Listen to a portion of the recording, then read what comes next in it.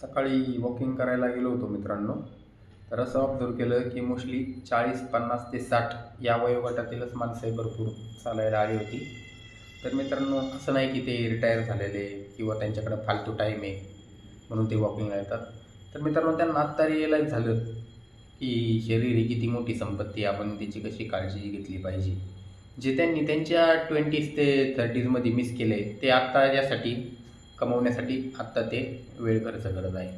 तर मित्रांनो, आपण आत्ता या वयोगटात आहे ना 20 ते 30च्या, तर या वयोगटात जर आपण वॉकिंग करत असेल, रनिंग करत असेल, जिमला जात असेल, तर तुम्ही ऑलरेडी आहे ना 90% लोकांच्या पुढे आहात.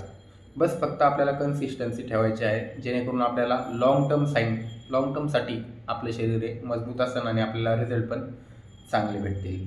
बाकी मित्रांनो, स्टे मोटिवेटेड, स्टे फिट.